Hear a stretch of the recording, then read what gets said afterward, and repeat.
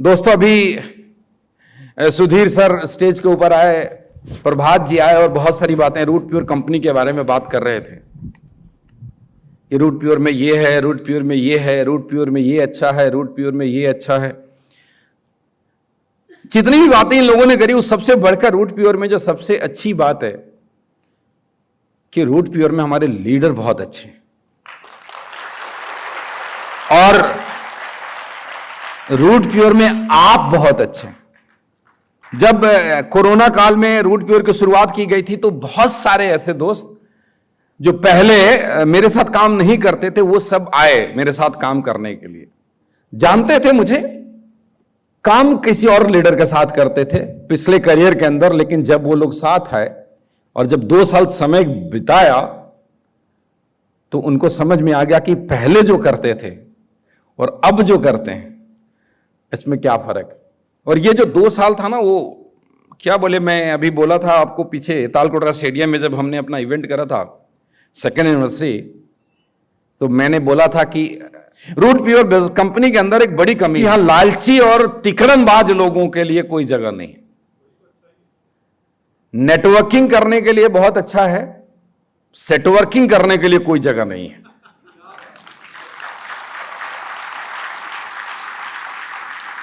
जिनको जो बिजनेस के रूप में देखते हैं, जिनको सिर्फ मॉनेटरी बेनिफिट के रूप में देखते हैं, वो शायद हमारे साथ लंबे नहीं चल पाएंगे। लेकिन जो एक मिशन के रूप में देखते हैं, जो मिशन हमने उठाया है कि हिंदुस्तान में जन जन तक, घर घर तक एक स्वस्थ और समृद्ध भारत का निर्माण करना है, जो मिशन के साथ काम करेंगे उनके लिए रूट प्योर बहुत अच्छा। यस और नो? और अब दोस्तों, मैं रूट प्योर से पहले बात करूंगा इस इंडस्ट्री की, क्योंकि हम कुछ भी करते हैं तो जिस इंडस्ट्री में हम काम कर रहे हैं, अगर उस इंडस्ट्री में पोटेंशियल नहीं है तो किसी कंपनी में पोटेंशियल नहीं हो सकता। हाँ या ना? जिस देश में पोटेंशियल नहीं है उस देश के अंदर किसी कंपनी में पोटेंशियल नहीं हो सकता। तो एक बात तो बड़ा क्लियर है कि हम लोग जिस देश में रहते हैं, फॉर्चुनेटली हम जहां पे रहते हैं, जहां पे हम पैदा हुए, जहां पे हम ग्रो किए, जहां पे हम काम धंधा रोजगार व्यापार करते हैं, उस देश के अंदर बहुत पोटेंशियल है। इसमें कोई डाउट है?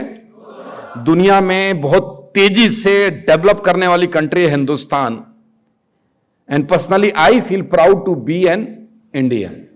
और आप सभी भी प्राउड फील करते होंगे ना? अब हम सब लोग इस देश के अंदर हैं और इस देश में हजारों तरीके के कारोबार हैं, हजारों तरीके के सेक्टर हैं और लोग कोई ना कोई काम करते हैं अपनी जीविका को उपार्जन करने के लिए। मैं भी कुछ करता था, विशेष जी भी कुछ करते थे, सुधीर जी भी कुछ करते थे, रंजीत जी भी कुछ करते थे, आप भी कुछ करते रहे होंगे या कुछ कर रहे होंगे। हर एक आदमी कुछ ना कुछ करता है अपने घर को चलाने के लिए। राइट और रॉन्ग? यस और नो? अगर कोई चोरी करता है तो उसको कुछ करना नहीं बोलते, बाकी ईमानदारी से, मेहनत से अगर कोई मजदूरी करता है, कोई व्यापार करता है, कोई नौकरी करता है तो सब कुछ अच्छा है। लेकिन उसके बावजूद भी एक चीज को छोड़कर या एक चीज को करते हुए कोई डायरेक्ट सेलिंग में आता है और कुछ दिनों के बाद सब कुछ छोड़ छाड़ कर डायरेक्ट सेलिंग करता है, तो इस इंडस्ट्री में कितना दम होगा मेरे दोस्त। मुझे लगता है आप लोग ठीक से समझे नहीं, जरा समझिएगा।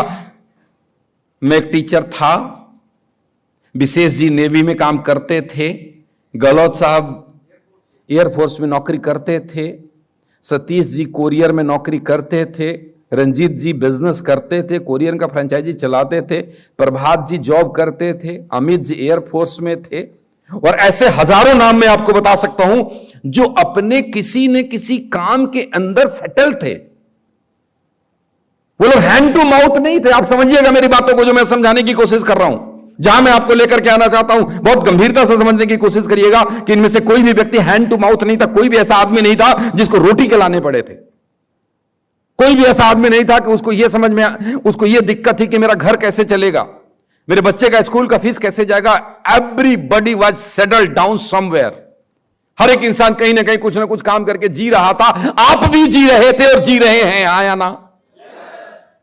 आप में से कुछ लोगों ने ये निर्णय ले रहे होंगे कि मुझे डायरेक्ट सेलिंग में करियर बनाना है, और ये काम जो आज आप कर रहे हैं या करने में आपका मन कई बार आगे पीछे आगे पीछे आगे पीछे हो रहा होगा। ये निर्णय हमने 16 साल पहले लिया था, किसी ने 15 साल पहले लिया था, किसी ने 10 साल पहले लिया था, और डायरेक्ट सेलिंग में करियर बनाने का निर्णय लिया, काम करना शुरू किया और अपने पुराने काम को टाटा बाय बाय कर दिया और अपनी जिंदगी बदल डाली। साहब,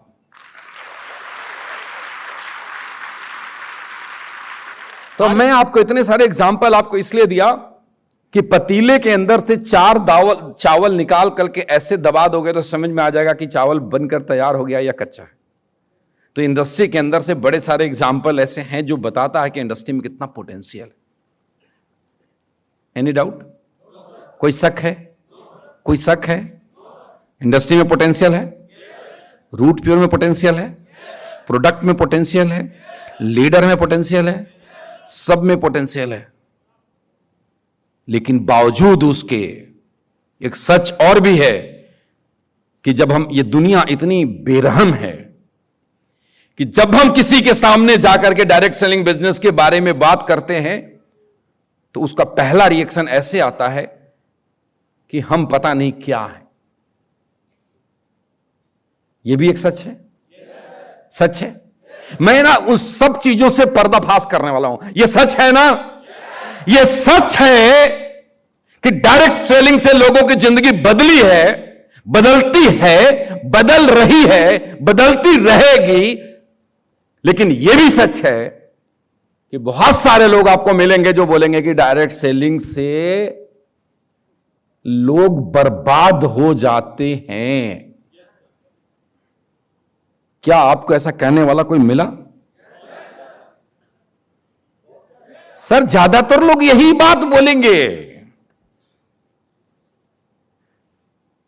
कोई पहला कंपनी का फाउंडर होगा जो ऐसी बात कर रहा होगा। यह भी सच है कि डायरेक्ट सेलिंग के अंदर बहुत बड़ी दुनिया है जो नाकामयाब है, जो फेलियर है, जो कहता है कि बहुत बेकार इंडस्ट्री है, जो कहता है इससे कुछ भी नहीं हो सकता,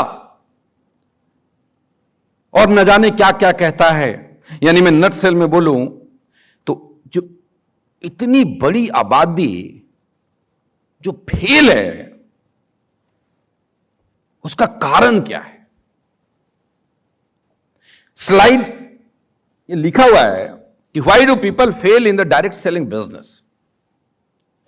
जब डायरेक्ट सेलिंग इतना अच्छा है, जब डायरेक्ट सेलिंग से काम करते हुए एक एयरफोर्स की आदमी नौकरी छोड़ता है और 5.5 करोड़ का घर खरीदता है, डायरेक्ट सेलिंग करते हुए एक आदमी अपने रनिंग बिजनेस को बंद करता है और करोड़ों रुपए कमा करके लाखों लोगों के घर में खुशियां पहुंचाता है, यह सच है। इस पे मैं लगातार महीनों महीना बहस करने को तैयार हूं दुनिया के किसी भी इंसान से। लेकिन यह भी सच है कि बहुत सारे लोग फेलियर है। आप सहमत हो रहे हैं मेरी बातों से? आपको समझ में आ रही है, नहीं आ रही है मेरी बात को? ये दोनों ही सच है साहब। मुझे याद है, एक इंसिडेंट याद आ गया। आप में से कितने लोग अक्षरधाम मंदिर घूमने के लिए गए हैं? बहुत सारे लोग गए हैं। तो अक्षरधाम मंदिर जब घूमने जाते हैं ना तो उसमें शोज दिखाते हैं कई सारे। तो एक ऐसा शो है जिसमें वो उनके गुरुजी का पूरा लाइफ दिखाते हैं। तो उस लाइफ दिखाते दिखाते इफ यू रिमेंबर, तो एक जगह आता है कि जो हरिद्वार में गया, हरिद्वार के पुजारी से पूछते हैं कि लकड़ी पानी में तैर जाता है और लोहा पानी में डूब जाता है, लोहे को ऐसा क्या करना चाहिए कि पानी में ना डूबे? तो फिर जब वो घूमते घूमते दक्षिण भारत पहुंचते हैं तो एक जगह वो पुजारी मिलते हैं और यही प्रसंग चल रहा था गुरुजी का। तो उन्होंने बोला कि लोहे को लकड़ी का साथ मिल जाए। तो एक लोहे का छल्ला था जो उसको लकड़ी में डाल करके ऐसे डुबो देते हैं कुआं में, तो बोलते हैं लोहा भी पानी में तैर जाता है। ये एग्जाम्पल मुझे इसलिए याद आया कि मैं आपको सिर्फ यह सिखाना चाहता हूं कि व्हाई मास पीपल फेल्योर। ऐसा क्या है कि ज्यादातर लोग फेल हैं? और उन ज्यादातर लोगों को क्या करना चाहिए कि वो फेल नहीं होंगे। मैंने हजारों लोगों को, लाखों लोगों को फेल होते हुए अपने नजर के सामने देखा है और हजारों लोगों को कामयाब होते हुए अपने नजर के सामने देखा है। और इस अनुभव के आधार पर मैं कुछ ट्रेनिंग लेकर के आया हूं कि लोग फेल क्यों होते हैं, क्या करते हैं तो फेल करते हैं, फेल हो जाते हैं, और क्या नहीं करेंगे तो फेल नहीं होंगे, और क्या करेंगे तो पास हो जाएंगे, जो आज मैं आपको सिखाने वाला हूं। और ये लिख कर देने को तैयार हूं कि अगर आप इसको अक्षरशः पूरा करेंगे तो इस सीट पे बैठा हुआ हर एक आदमी आने वाले वक्त में डायमंड होगा और इधर स्टेज पे खड़े होकर अपनी जीवन की कहानी दुनिया को बता रहा होगा।